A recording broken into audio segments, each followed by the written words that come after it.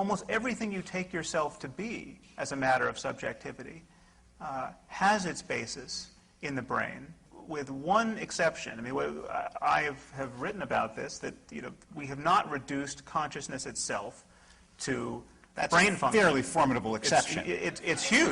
Yeah. It's huge. I mean, people have this naive idea. When you think of yourself as a soul that may yet survive your death, and the proposition is that if you damage a brain a little bit, you destroy English and an ability to recognize faces. But if you damage it totally at death, lo and behold, the soul, still able to recognize grandma, will rise off the brain and go into a tunnel of light. These are scientific claims, and they are profoundly naive. It's not a scientific claim. But the essence of what a human being is, which is the one thing that you say we don't have a scientific explanation for, is consciousness. The morality, consciousness, all these things which are susceptible of scientific exploration are not susceptible of scientific explanation. We are terrified to lose the people we love in this world. And religion is the strategy we have adopted to keep that terror at bay. Except that it's just not true that religion is the strategy that we've adopted to deal with that fear. Religion is infinitely more than that and more complicated than that. Religion is also the recognition that the world is filled with an order that is inaccessible to measurement and reason. It's the recognition that human beings have a certain purpose in this world. It's the things actually that you espouse, although you don't espouse them with a religious purpose. I mean, it's the thing that gives meaning to what you say when you say this form of religion is bad and this form of religion is good. A moral judgment for which you have no basis if there is, in fact, no moral order. If it's just... Well, no, I absolutely did not say there was no moral order. So this is... Well, where does the moral order come from? Okay, this is something I want you to all know. Before we talk on that level, I want kind of a big picture view for you all to notice. There are three ways to defend religion. One is to argue that religion is true. Another is to argue that religion is useful. Okay, right. And this is a religion is useful argument. Religion is the basis for morality. Please notice that this is a very different track. Even if I conceded that religion is profoundly useful, so useful as to be indispensable. People without religion will just rape and kill each other, and we don't want that. So, by all means, fill the churches and mosques and synagogues. That would not, for a moment, grant credence to the idea that one of our books was dictated by an omniscient being, or that such a being exists. I could invent a religion for you right now. If we could spread this faith to billions right now, we would live in a better world, absolutely. If we could replace Islam with this faith, we would live in a better world, for starters. If you live in a world in which the laws of that world fit with the natural world, then it suggests that, in fact, you are living the way you are supposed to live, the way that the world intends you to live. If there is, I'm not saying this is a proof, but that it's a support, no doubt. If there is a God who ordains a certain morality, and you live that morality, and in fact it creates a good society and a happy life, and all those things, then of course it lends credence to the idea that the world is designed a certain way by a designer who wants a certain thing. And when you say, well, I'm going to take all those moral principles and separate them from God and watch, if you do those and you learn science, you're going to live a good life, all I would say is, absolutely it does. That's exactly what religion has been saying, and the reason it has been saying that is because religion is based on the notion that there is this invisible order which human beings can participate in, that is ordained by something that is transcendent, and all those things combine to provide the religious person not with proof, because you don't ask for the same kind of proof that you do in science. It's just the way it is. Or if I say Saul Bell is a wonderful writer, and you say to me, put that in a test tube, put that in a test tube, or I won't believe it. Yes. No scientist, the existence of God is not a scientific claim. No scientist and no atheist has ever argued that every claim is scientific or needs to be subjected to that kind of proof. This is really a matter of common sense, and yet religious discourse I couldn't agree with you more. It is a matter of common sense. And yet it's violated all the time when you say to me, why isn't there any proof for God? And the answer is, it's not a scientific claim. That's exactly, for the last, 45 minutes, that's what I've been trying to say. What people actually believe is that one, they're rewarded after death in certain circumstances. And in the case of Islam, it matters if you die in the right circumstances, and nothing's more auspicious than dying a martyr. So I'm happy to make common cause with you to say this kind of religion is bad religion. Okay, but when you extrapolate that to all religion is bad and we should have the end of faith, what you're doing is you're doing the equivalent of saying, because there is junk science, let's throw out all the PhDs. No, it's a false analogy. I'm objecting to the very thing you are typifying in this conversation. You are saying that religion is not a matter of making those claims to knowledge. Religion. No, I said God isn't. What are you calling God? God is the intangible creator of the universe, in whose presence a human being can live, and according to whose dictates or will a human being can live in this world. But what is your evidence for the existence of God right now? I don't have evidence because it's not a scientific claim. Okay, but I can say the same thing. Unless you want to say, I shouldn't say it that way. I don't have proof because it's not a scientific claim. If you want a supporting idea, I would say my understanding of other human beings and my experience of other human beings, which leads me to believe that there's something more than material. My understanding of the design of the world, which leads me to believe that we're here not by accident. My appreciation of the fact that human beings, even though we are made of stuff, have consciousness. My experience of religious human beings and the way they live, and the fact that they live in harmony, to my perception, with an invisible order that gives them a life of a certain sanctity and holiness. This is a general human beings generally live in harmony with... No, I said my experience of certain human beings. Many of those claims trespass upon the territory of science overtly. I mean, the claim about your understanding other human beings being suggestive of a divine artificer. Is that a scientific claim? Absolutely. Extraordinary. I mean, is your understanding of mathematics also suggestive of a divine artificer? No, it has to do with my experience. Your ability to learn language? Do you understand? It has to do with my experience of you. When I'm looking at you right now, you may assume that what I see is a material, but that's not what I see. And it's not what I believe. And I think that it's not what you believe. There's something in you that is more than you believe. I really think so. This is now, if you want to make that a scientific claim, you can. But I'm telling you, it's a metaphysical claim, and to confuse the two is a mistake. Okay, you can add any metaphysics you want. I can say, I see you as a reincarnate personality, and I think you were probably on Atlantis. Yes. Right. This is constrained by our common sense in every other domain of discourse. I mean, just take, for example, that whenever somebody seriously represents his belief that Elvis is still alive, he immediately pays a price in ill-concealed laughter. Right. Then he could rattle on about, this is not a scientific claim, when I look at you, I see you might be Elvis. I mean, he could do this. Except that, this is like the Bertrand Russell teapot analogy, right? That there might be a celestial teapot circling the globe. If you make a claim about the existence of a physical entity like Elvis or a teapot, yes, that is evaluated the way you evaluate any other physical entity. That's why I keep saying, and I will say it again, that it is not a scientific claim to say that I believe you have a soul or that God exists. If it were a scientific claim, then you would be able to evaluate it the same way you could get a telescope and look for a teapot. But you can't. Let me ask a question that deals with, change gears on you guys here. Yeah. A question that deals with human creativity. You had mentioned that there were three ways, I believe, to defend religion: the argument about truth, the argument about utility, but I didn't catch the third. Well, the third is simply to attack atheism essentially as another religion, to say that it's intolerant, dogmatic, that it relies on the same kind of... Rick Warren said it when I debated him for Newsweek. I don't have enough faith to be an atheist, he said, because it's the most gratuitous faith claim of all. It's the claim that the universe came out of nothing. Who could believe that? I mean, that's essentially the third. Okay. For that. Yeah. Question over here.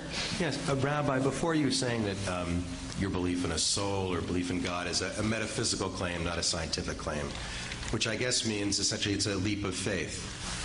if it's a question of a belief in faith, then why, in the words of Rodney King, can't we all just get along? Why are religions fighting one another, killing one another? Look, this is a critical question, and I would give two separate answers to it, both of which I think are complementary in both. First of all, it's very rare, not unprecedented. The Crusades are probably a precedent. It's very rare for religions to fight each other for no other reason than religion. You always got politics, you've always got land, you've always got religious economics. Jews throw dirty diapers onto other Jews in Israel because they're not really No, religious. we're not talking about disapproval. You're talking about serious conflict, right? And if you're talking about why Palestinians and Jews fight, why Pakistan and India fight, it's not just, oh my God, they're religious. Okay, that's first. The second issue is, I don't believe, is a religious issue. The second issue is an otherness issue. Anybody who believes that human beings are basically good and kind towards one another has never visited a playground, right? All you have to do, just go see how kids treat a kid when he first walks into the playground, because he's the other, right? And the challenge to religion is to transcend the treatment of the other, which at its best it does, and at its worst it doesn't.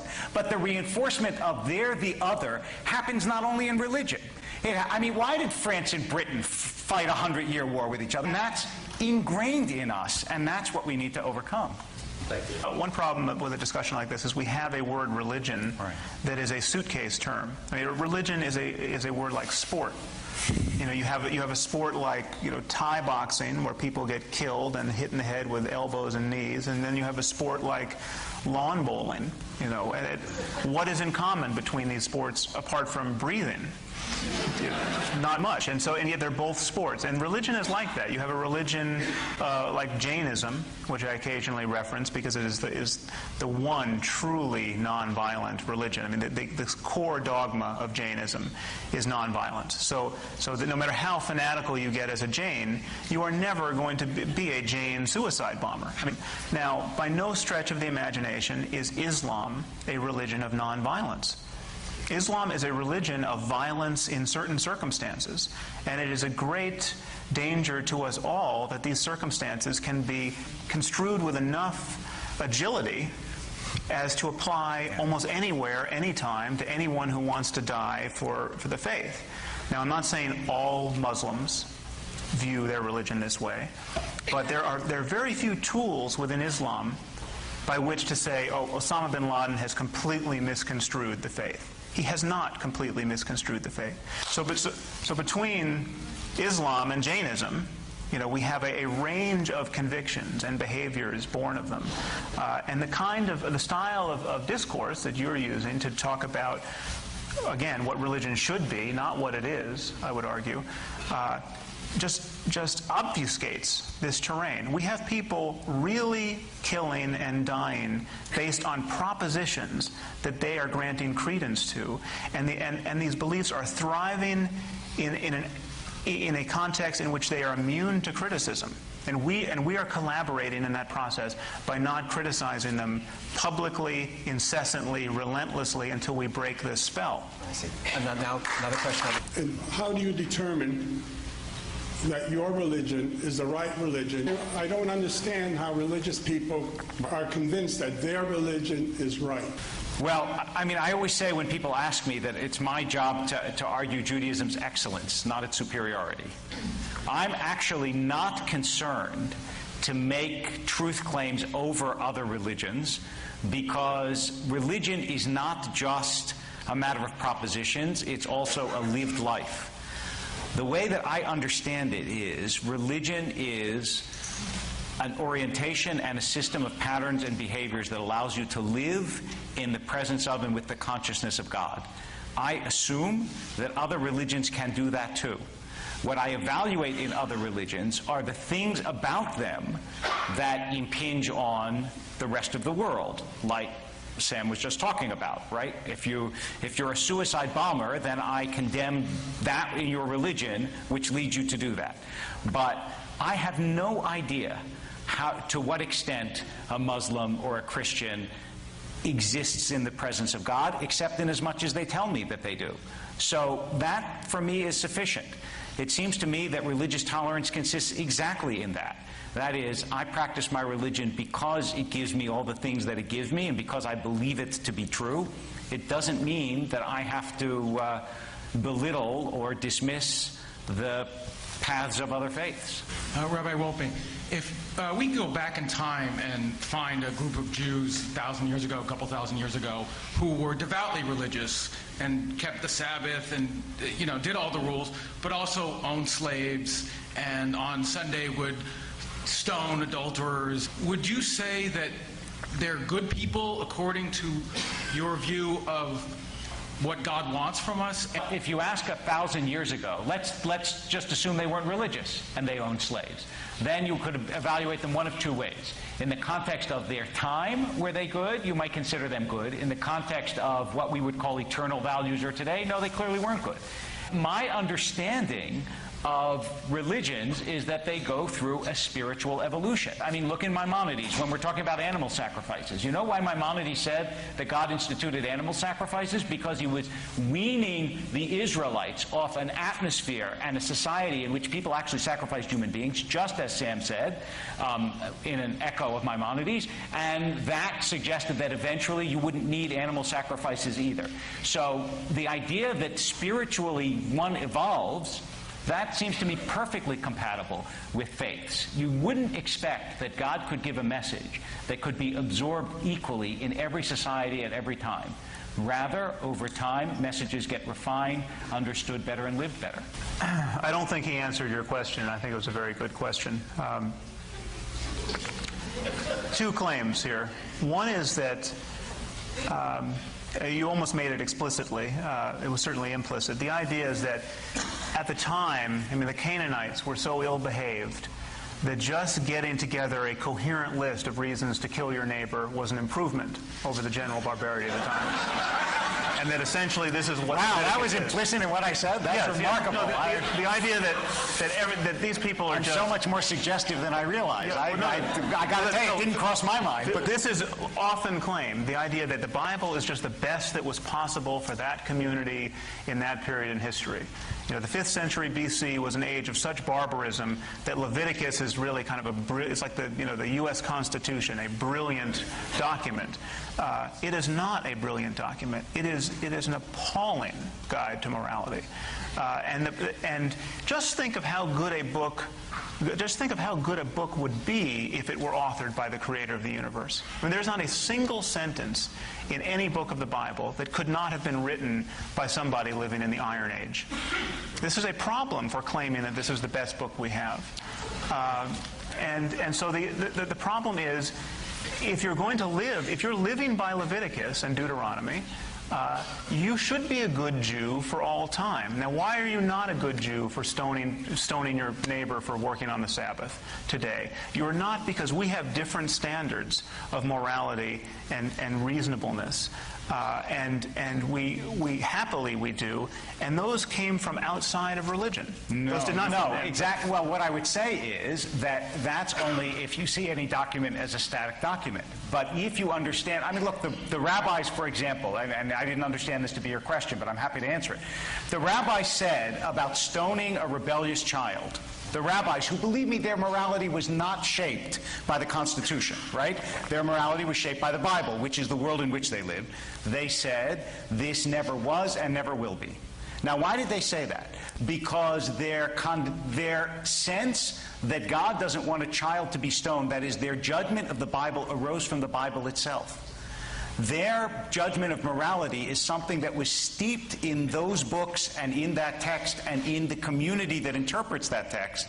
And to see it only as this is a sentence that the Bible says and therefore I judge the book as to be illegitimate neglects the fact that every religious text is a text that gets interpreted through a community. That's what makes a religious text. Do you actually think the book would not be improved if we just change that line about stoning your children to death for talking back to you?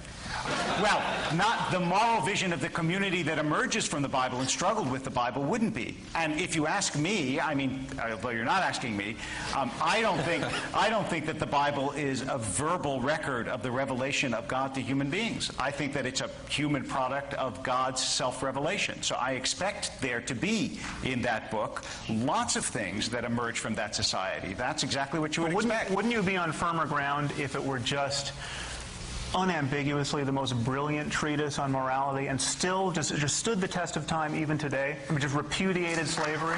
Not if the Bible was written thousands of years ago, no. No, but that would suggest written, it's if divine it was written, authorship. no, because you have to have the idea is, can you create a book which an interpretive community for thousands of years would find nourishment and meaning in? And I know that you think that's easy, but I suspect it's more difficult than you think. Well, the bar is set just a little bit We'll see higher how long than the they managed in Leviticus. We'll see how long the end of faith lasts. Okay. I don't know. Question over here. There are still Muslims who are killing infidels. And this has to do with more of the moderate religions. What allows us to even consider Reform Judaism? For Jews, it's a slightly different question than for Christians, because Judaism is a nation as well as a religion. So it's not purely a function of belief, it's also a function of community.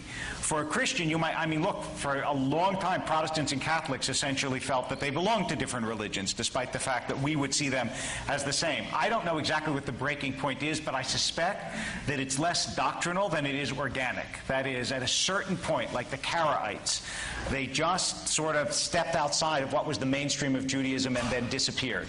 Whether that will happen to Reform, Conservative, or Orthodox Judaism, time will tell. But I don't know. We have a question over here. Rabbi Wolpe, you pointed out that people with religious faith have been found to be happier, more content. Isn't it possible that that's just because they have found an answer? They've found answers to the most anxiety-producing questions that humans have. Whether or not those answers are true, Yes, they it's entirely feel possible. Yep. That literature is a mess, and there are obvious confounds in many of those studies. For instance, religion is very good at building community, and we know that having lots of friends and loved ones around is very important for people's sense of well-being, and the variable of community has not been teased out in many of those studies.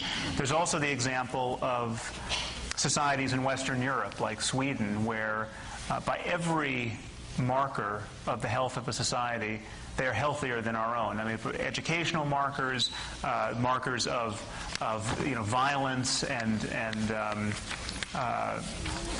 theft. I mean, they had not. I shouldn't have said every marker. There's. I heard alcohol coming from the audience. Okay. But the thing to notice is that even in the most atheistic society on the planet, which is Sweden, the level of generosity. I mean, really like kind of the Christian virtue of generosity, both within the society and to the developing world, is much higher than it is in our culture. So it's not that this can be read both ways, and much research is yet to be done on the actual effect of religion on the society. Rabbi, when you were a teenager, you shifted your perspective to a more spiritual path. What was that shift? Long story, so I'm going to very much abbreviate. It was a long process for me. It wasn't a single experience, and a lot of it had to do with my understanding that religion wasn't the crutch for weak people that I automatically assumed it was when I was an adolescent, and that in fact it reflected often a profounder understanding of life. And I would say there's almost an ironic flippancy and defensiveness about being a teenager that makes it more difficult to understand what I would call the deeper levels of living. Mm-hmm. Was there a turning point for you, sir? I had an interest in religion from a very early age and in religious experience, but I never was religious. I never was brought up in a religious tradition to which I'm now reacting. The moment I really started thinking about the liabilities of religious belief came after 9/11. I mean, I think the best way to address the compatibility of science and religion is in the person of Francis Collins. He ran the Human Genome Project for the U.S., obviously a scientist with a great career in science, and he's also an evangelical Christian. And he's written a book entitled The Language of God, where he claims to square his evangelical Christianity with the last 50 years of molecular biology and argue successfully that God exists. We know this based on scientific principles. Now, I can't say that he's not a scientist, but what I can say is that the place in his book where he tells you his conversion experience testifies to the way the human mind can be partitioned, because the passage goes like this. I was hiking in the Cascade Mountains and came upon a beautiful frozen waterfall, and my doubts were removed, and I fell to my knees in the dewy grass and surrendered myself to Christ. It's virtually verbatim. That if a frozen waterfall can testify to the divinity of Jesus, anything can mean anything. He said, he actually elaborated. He said the waterfall was frozen in 3 streams, and this put him in the mind of the Trinity. Okay, this is psychotic thinking in any other context. You know? What about that? No, wait. Is that maybe that's the point? Well, of course, it's exactly the point. When you apply the wrong category to the wrong experience, it seems ludicrous. What he was saying is, I had a religious experience. Read the first chapter of Ezekiel. You'll see it in even a more extreme form. A religious experience, if you're outside of it and you evaluate it, of course so does a poetic experience. I could say to you, shall I compare you to a summer's day? And you'll say, that's an idiotic thing to say. I'm not a summer's day. Well, of course you're not. And yet there is a truth in metaphor and in imagery. And what seems to me significant, and by the way, I've read Colin's book, and I think it's a pretty good book. What is significant is here's a guy who was trained in science, who evaluates things scientifically and recognizes intuitively, as not everyone does, that his experience of religion is not to be evaluated scientifically. You think that that's a failing in him. I think that that is a measure of the largeness of the man's soul. Well, it's clearly a failing in that he goes on to make explicit claims about the divinity of Jesus, his resurrection, the likelihood of his return to earth. In other words, having had an experience of God, he believes the tradition in which other people who've had experiences of God have taught him, we've come here. It's like what people said about Plato. Whatever road of life you walk down, you found them on the way back. That's what he experienced in his faith. Okay, last question here. Okay, Rabbi, do you think that the problem is anthropomorphic imagery of God, and all the stories that we tell appear to be just unfathomable? The rabbis say that the Torah speaks in the language of human beings because they recognized exactly that problem. When you seek to express that which is not human, first of all, we're limited by our conceptual apparatus, right? I mean, how do you imagine? It's like when you read science fiction. So the creature has 3 heads, right? We can't really imagine something that is other than ourselves. And this is what I would say sort of I say to students, when you're 5 years old, you can't imagine what a 20-year-old is. It's far beyond your conception. Now, we are, in terms of God, far less capable of understanding God than a 5-year-old is of a 20-year-old. So we use very elementary images to explain something that is infinitely greater than ourselves. The only time it sounds silly is when you think you have to put God on a conceptual grid. When you say, well, obviously, there's no God, because like Yuri Gagarin, the cosmonaut, said, I was up there in space and I didn't see him. Right? So all I can tell you is, if that's your measure, you'll never see him. Yeah. So now let me.